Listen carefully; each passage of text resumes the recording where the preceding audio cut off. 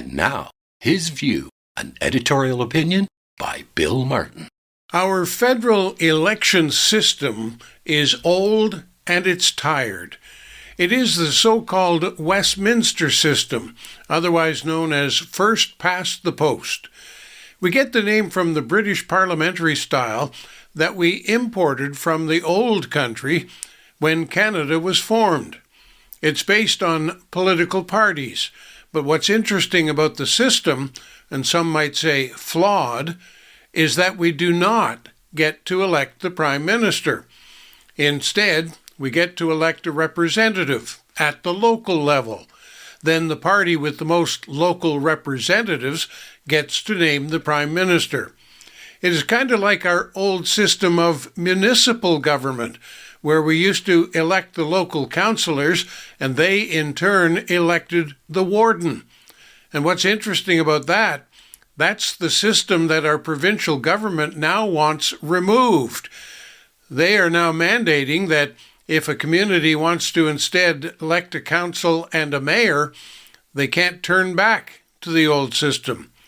They prefer the newer process of electing local councillors while at the same time allowing the people to elect their mayor. Interesting. The higher level of government should steer us into a system that they themselves will not use. What's wrong with the Westminster system? Well, isn't it obvious? It may have worked in the beginning, but it really lost something in the fine-tuning. Early prime ministers seemed to be more cooperative. Maybe it was because of the great distance across our country that made it more difficult to communicate in the good old days. Today's prime ministers have wrestled power that was never imagined at our founding.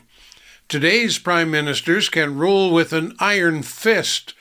Not all are like that, of course, but it only takes one who will foist his personal prerogatives on the people. Can you think of any prime minister who might have fit that bill? Easy now, let's be charitable. He did resign voluntarily, wink wink, nudge nudge. There is something out of whack when we give a prime minister such overwhelming authority, and yet we have no say in who will hold the post, the power, and the authority. Amen. You might be thinking Donald Trump. He was elected by what the American system calls an electoral college. It is a second tier of voters loosely tied to the countrywide voting outcome. But a president can be elected by the college even if the majority of Americans did not support that person. In fact, that was the case 8 years ago when Hillary Clinton won the majority vote, but lost the Electoral College vote because Trump won the bigger states. Before you start pointing a mocking finger at the states, however, know this. That happens rarely in the U.S., but it happens frequently in Canada. Not only do we not have the privilege of voting in our choice of PM, we consistently are saddled with a leader who is not chosen by majority, but rather by concentrated voting blocks, like big cities and population centers.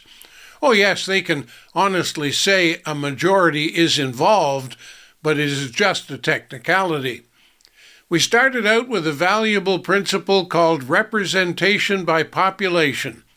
Everybody gets a vote, but the distribution of population is nowhere near equal.